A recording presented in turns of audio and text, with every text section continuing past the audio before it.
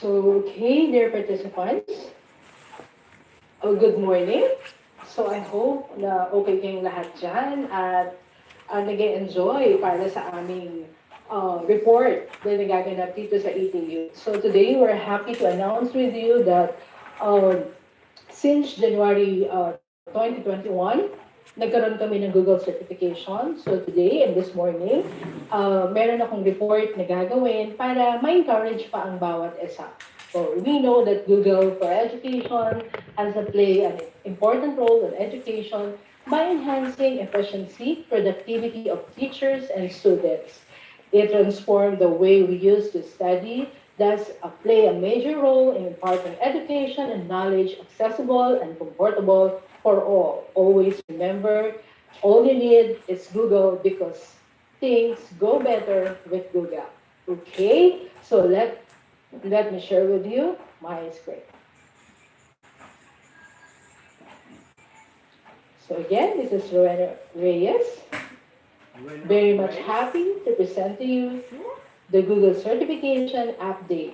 This update is unofficial because as of today, nagpapa-exam pa kami, nagkakaroon pa kami ng Google certification, 2 to 3 days, mag-release yung result, and that's the time that we're going to accomplish the report.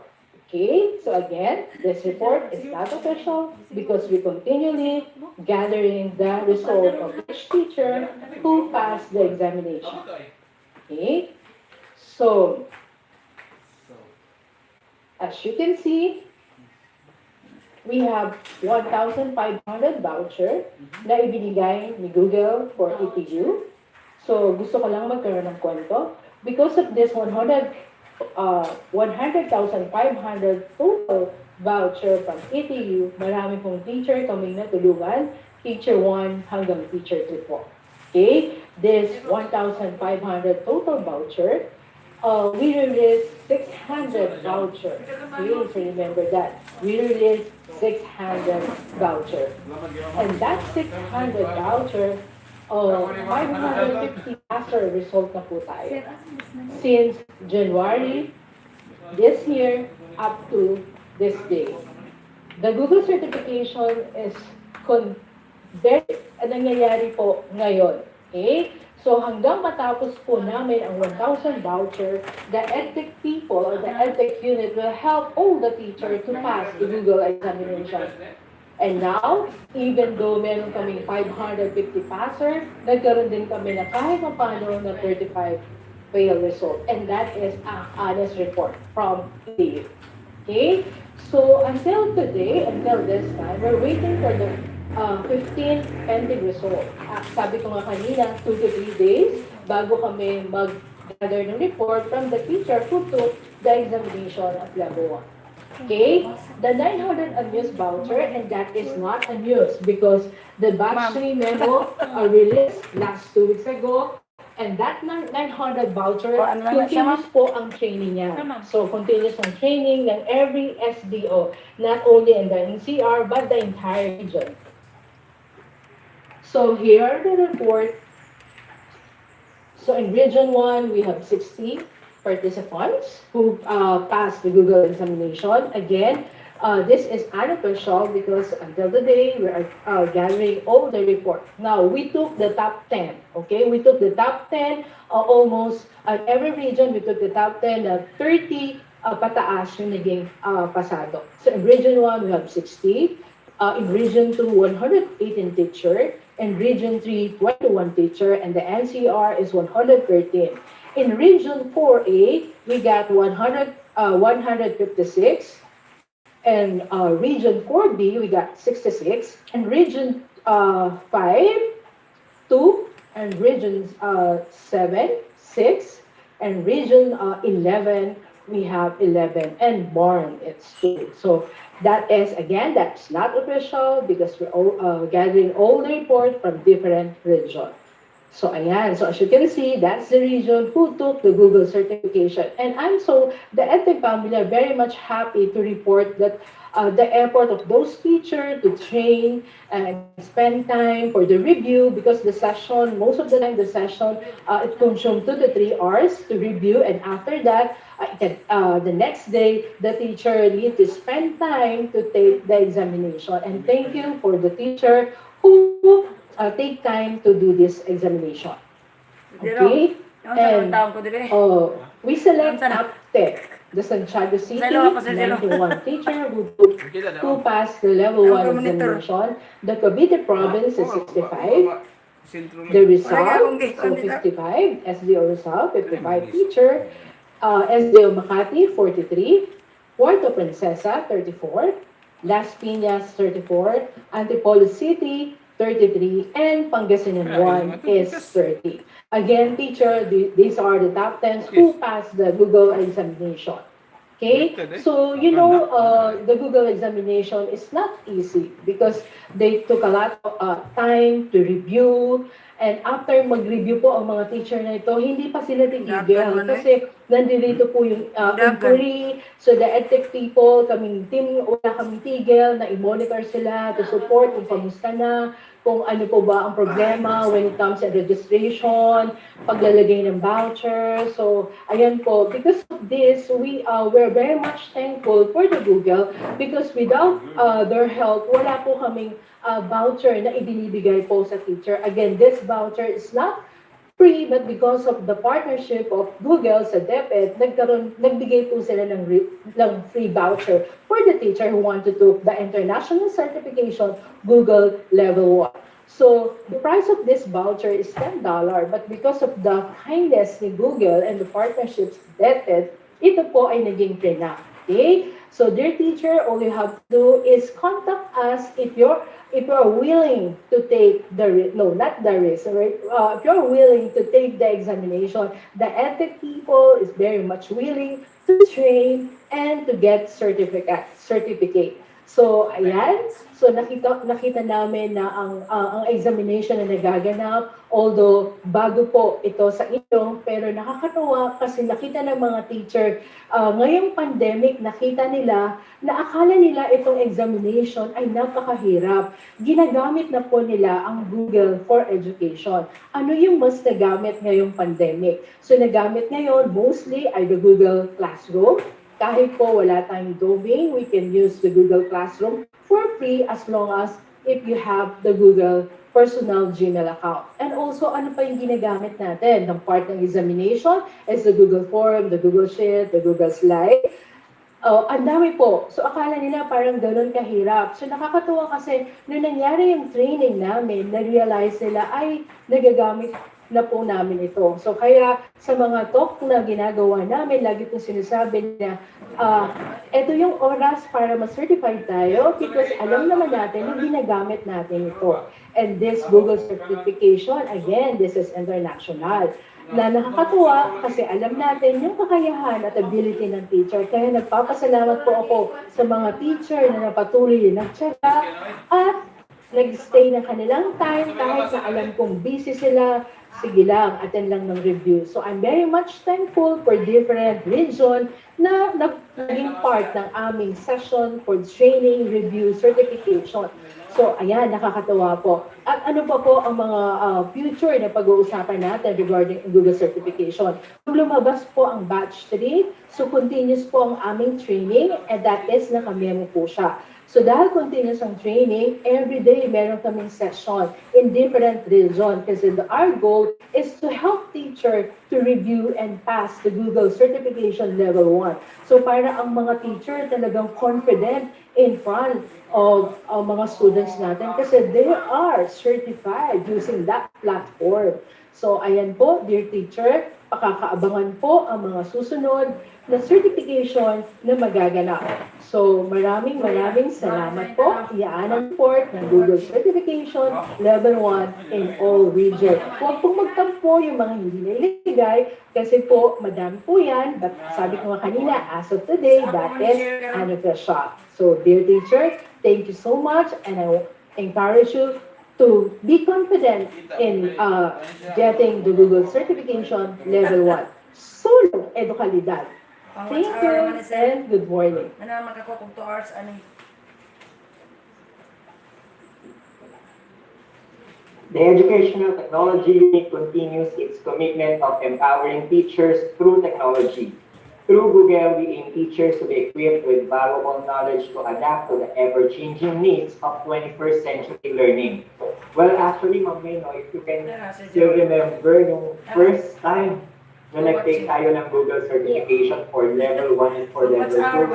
It is truly amazing and a wonderful experience. Yes, sir. Tsaka hindi ganun kadali yung courses. Parang 10 or more than 10 yung talagang aaralin to be certified. And then when you're having the exam, talagang kailangan yung camera mo tutok sa'yo. It's how stringent the test is.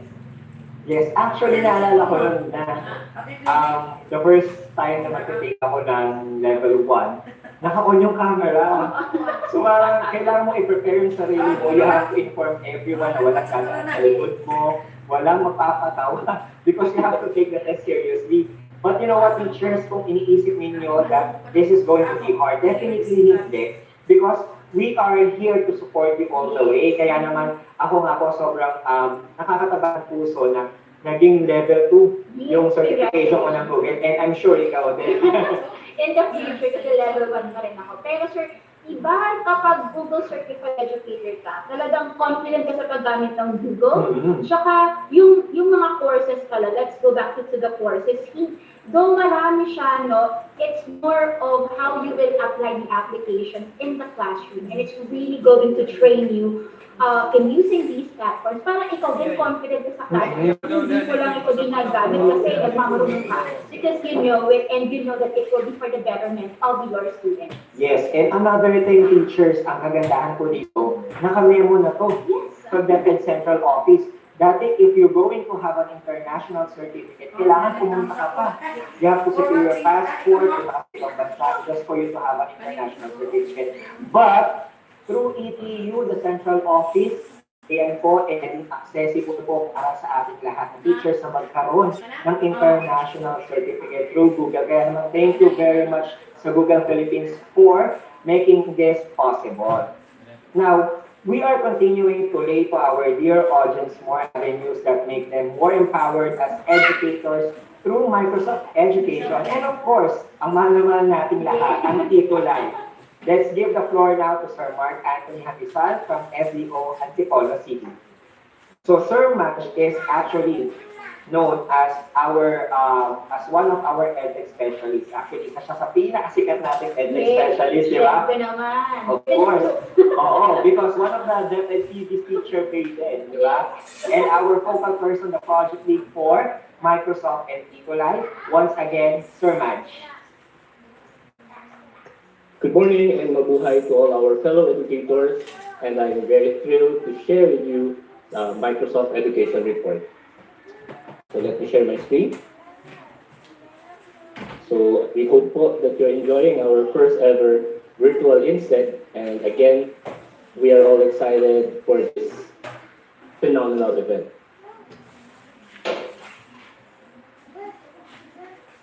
So again, I would like to welcome everyone for our Microsoft Education Report. I'm the EdTech Specialist Lead for Microsoft Programs.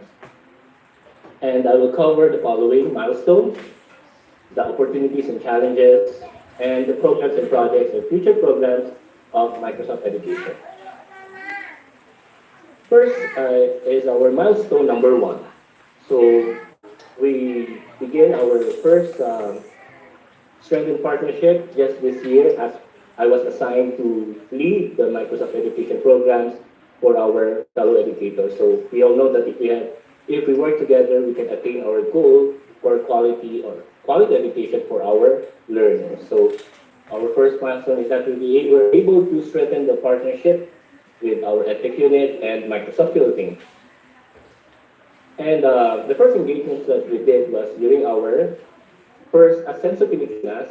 This is the first grand gathering aims to build a vision that will enable the different divisions and sectors of the government to accelerate growth and achieve digital transformation on a national scale. So I am proud to say that with our partnership, we're able to have almost 170,000 reach. So it's our Ascenso Pilipinas together with Microsoft Philippines.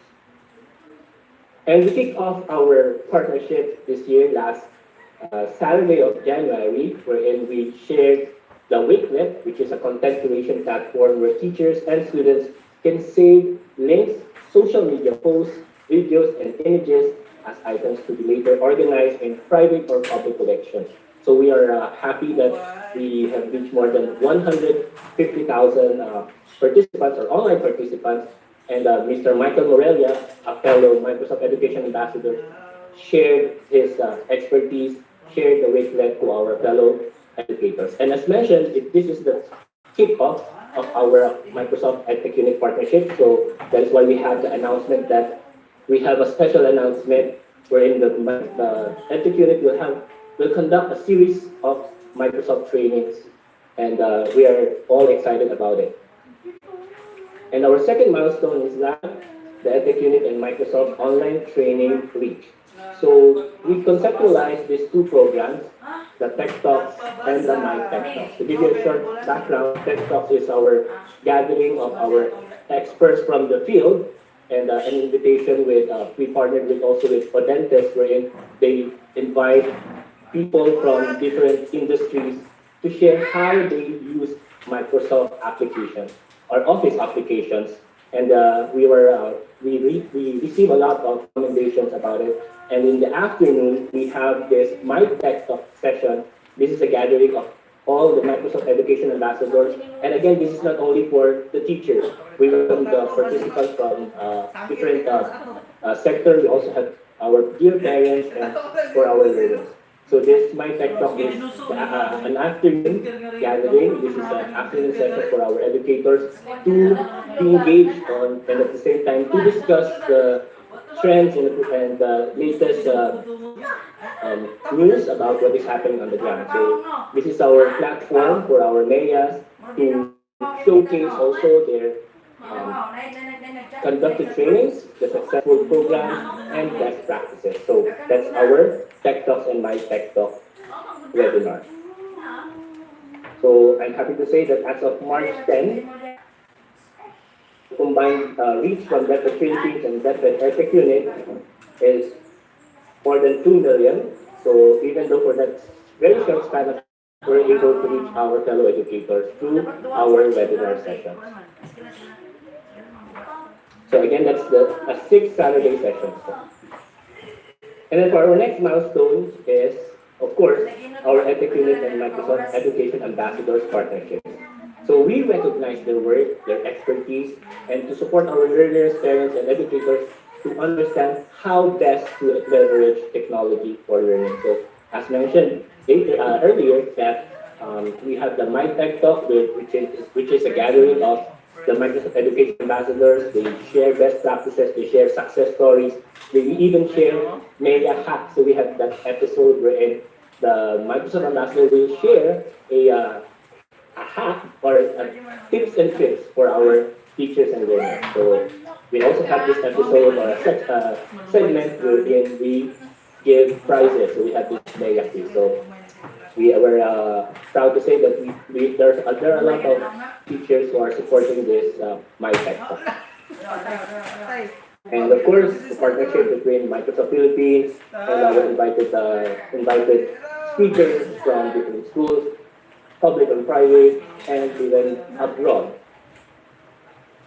Here's our opportunities and challenges. For our opportunities, again, this partnership with Microsoft is again a platform to learn from our experts on their best practices and ongoing programs. Next is that we are able to create in partnership and empower our MEAs or Microsoft ambassadors for our series of professional development training. And we are able to create a professional and active learning community of caring and compassionate MEAs, teachers, parents, and learners. So it's a way to unite everybody to express themselves, to express their ideas, and at the same time, those unheard success stories will be heard by our fellow educators.